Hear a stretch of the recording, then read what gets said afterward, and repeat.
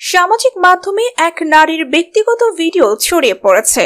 দাবি করা হচ্ছে এটি ছোট পর্দার জনপ্রিয় অভিনেত্রী তানজিন তিশার ভিডিও। অনলাইন যাচাই ও মিডিয়া গবেষণা প্ল্যাটফর্ম ডিসমিস ল্যাব ভিডিওটি যাচাই করে বলছে এটি একটি ভুয়া ভিডিও। একটি পর্নো সাইট থেকে নামানো এই ভিডিওতে ডিপফেক প্রযুক্তির মাধ্যমে তানজিন তিশার চেহারা বসানো হয়েছে।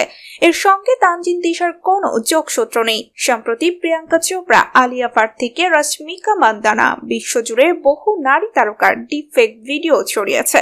এসব ভিডিও নিয়ে উদ্বেগের মধ্যে ঢাকার অভিনেত্রী তানজিন তিশার একটি ডিপফেক ভিডিও প্রকাশ হয়েছে।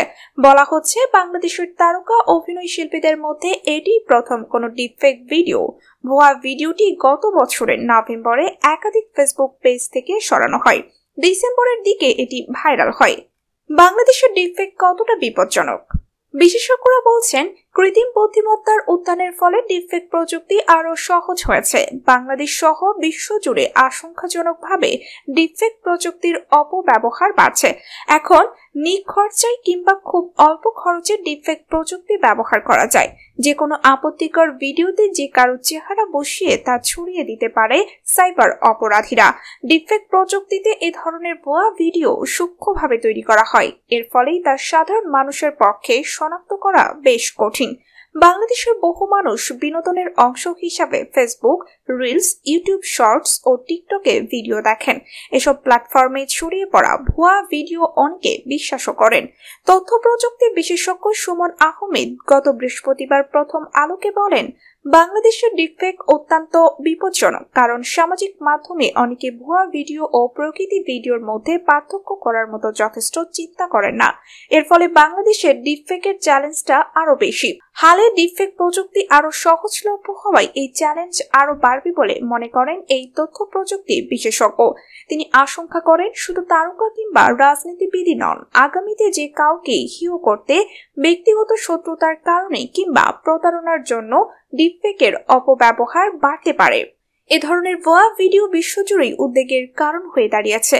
বাংলাদেশের প্রেক্ষাপটে এটিকে আরো বড় সমস্যা বলে মনে করেন এএফপির ফ্যাক্ট চেক এডিটর কদরুদ্দিন শিশির। গত বৃহস্পতিবার প্রথম আলোকে তিনি বলেন, বিশেষ করে বাংলাদেশে যেখানে বেশিরভাগ মানুষের প্রযুক্তিগত সাক্ষরতা সীমিত বা নেই, সেখানে এটি আরো বড় সমস্যা। ডিপফেক কন্টেন্ট দিয়ে সহজে মানুষকে বিভ্রান্ত করা যায়। গত বছরের আগস্টে বিএনপি নেত্রী রুমিন ফারহানা, নিপন রায় সহ বেশ কয়েকজন রাজনীতিবিদদের ডিপফেক ভিডিও প্রকাশ হয়েছিল। ডিসমিস ল্যাব জানিয়েছিল সেগুলো ভুয়া ভিডিও। কদরুদ্দিন শিশিরের ভাষ্যে মূলত সামাজিক ও রাজনৈতিক ক্ষেত্রে কাউকে হিও করতে ডিপফেক ভিডিও বানানো বা ছড়ানো হয়ে থাকে। গত 5 থেকে 6 বছরে বিশ্বের ডিপফেক ভিডিও ছড়িয়ে পড়েছে বলে ধারণা সুমন আহমেদের। বাংলাদেশে বছর খানেক ধরে ডিপফেক ভিডিও বাড়তে শুরু করেছে। তবে কবে থেকে ডিপফেক বানানো শুরু হয়েছে তার সুনির্দিষ্ট কোনো পরিসংখ্যান পাওয়া যায়নি। এর আগে মাহিয়া মাহি, পরিমণি, মেহজাবিন চৌধুরী সহ আরো কয়েকজন ঢাকার চিত্র তারকার ভুয়া ভিডিও সামাজিক মাধ্যমে ছড়িয়েছে। তবে সেগুলোর কোনোটি ডিপফেক ছিল না। ম্যানুয়ালি সম্পাদনা করা এ ধরনের ভুয়া ভিডিও বানিয়েছিল সাইবার অপরাধীরা।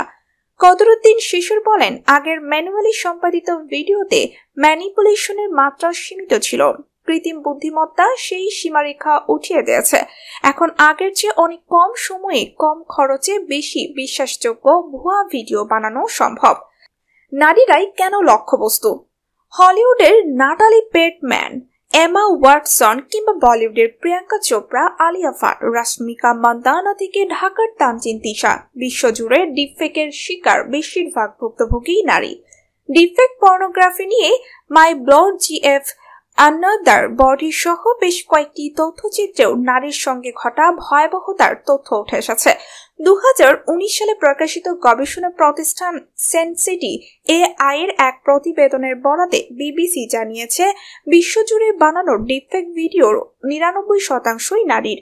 এর মধ্যে 96% ডিপফেকই তাদের অনুমতি ছাড়া করা হয়েছে।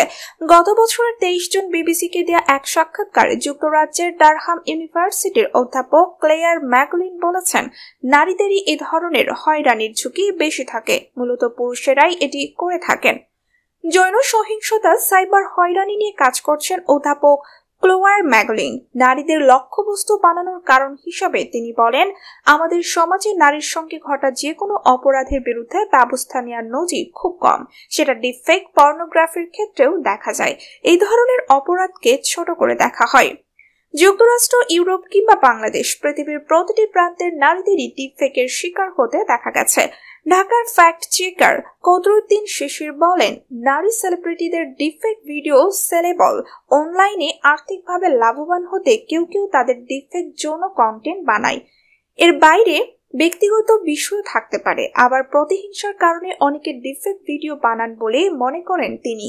ঢাকা বিশ্ববিদ্যালয়ের উইমেন অ্যান্ড জেন্ডার স্ট্র্যাটেজি বিভাগের অধ্যাপক তানিয়া হক গত বৃহস্পতিবার প্রথম আলোকে বলেন, নারীকে এখনো আমরা মানুষ হিসাবে দেখি না, নারীকে পণ্য হিসাবে দেখা হয়, নারীকে সেক্সুয়াল পার্সপেক্টিভ থেকে দেখা হয়।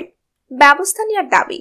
ডিপফেকের অপব্যবহার নিয়ে বিশ্বজুড়ে উদ্বেগের মধ্যে ইউটিউব ও ফেসবুকের মতো বড় প্ল্যাটফর্মগুলো নড়ে চড়ে বসেছে, এমনকি নীতিমালাও হালনাগাদ করেছে। ভারতের ডিপফেক ভিডিও রোধে অভিযানও চালিয়েছে সরকার। বাংলাদেশে যারা এই ধরনের ডিপফেক ভিডিও বানিয়ে প্রচার করেন তাদের শাস্তির দাবি করেছেন অভিনেত্রী রুনা খান। কারো অনুমতি ছাড়া আপত্তিকর ছবি কিংবা ভিডিও বানিয়ে প্রকাশ করা সাইবার নিরাপত্তা আইন 2023-এ দণ্ডনীয় অপরাধ। ডিপফেকের শিকার ভুক্তভোগীরা অভিযোগ জানালে এই আইনে ব্যবস্থা গ্রহণের সুযোগ রয়েছে। বাংলাদেশ পুলিশের অপরাধ তদন্ত বিভাগের সাইবার পুলিশ সেন্টার ডিএমপির সাইবার ক্রাইম ইনভেস্টিগেশন বিভাগ ও পুলিশ সাইবার সাপোর্ট ফর উইমেনের অভিযোগ কেন্দ্রে অভিযোগ জানাতে পারেন। সিআইডির সাইবার পুলিশ সেন্টারের অতিরিক্ত ডিআইজি রেজাউল মাসুদ গত বৃহস্পতিবার প্রথম আলোকে জানান, তারা এখনো কোনো ডিপফেকের অভিযোগ পাননি, অভিযোগ পেলে ব্যবস্থা নেওয়া হবে।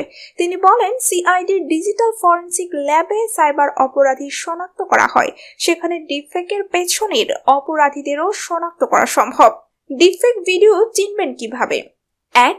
ডিপফেক ভিডিওতে অনেক ক্ষেত্রেই কিছু অস্বাভাবিকতা থাকে, কিছু ক্ষেত্রে ব্যক্তির শরীরী ভাষায় অস্বাভাবিকতা থাকে, কখনো কণ্ঠেও গতির অস্বাভাবিকতা দেখা যায়, মুখের ভঙ্গির সঙ্গে কণ্ঠ মেলে না। এর ফলে চতুরতার জন্য বেশিরভাগ ক্ষেত্রেই ডিপফেক ভিডিওতে কণ্ঠস্বর থাকে না।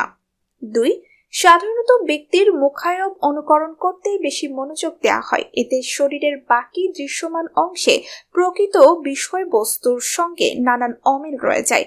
পোশাক বা মুখভঙ্গির সঙ্গে শরীরের নড়াচড়ারও অমিল থাকতে পারে। 3. ডিপফেক ভিডিওর দৈর্ঘ্য সাধারণত কয়েক সেকেন্ডের হয়ে থাকে, কারণ দীর্ঘ ভিডিও বানানো খরচের বিষয়। 4. এই ধরনের ভিডিওতে ব্যক্তির শরীরের বিভিন্ন অঙ্গ যেমন ঠোঁট, চোখ, চোখের পাতার নড়াচড়া, কান, নাক, চুল ইত্যাদির আকার ও গঠনের অসংলগ্নতা থাকে। কিছু ক্ষেত্রে রিভার্স ইমেজ সার্চ করেও কোনো ডিপফেক ভিডিওর ব্যাপারে ইন্টারনেট সূত্র পাওয়া যেতে পারে। প্রিয় দর্শক, এই ছিল ডিপফেক সম্পর্কে বিস্তারিত আলোচনা। ভিডিওটি ভালো লাগলে আমাদের চ্যানেলের সাথেই থাকুন। ধন্যবাদ।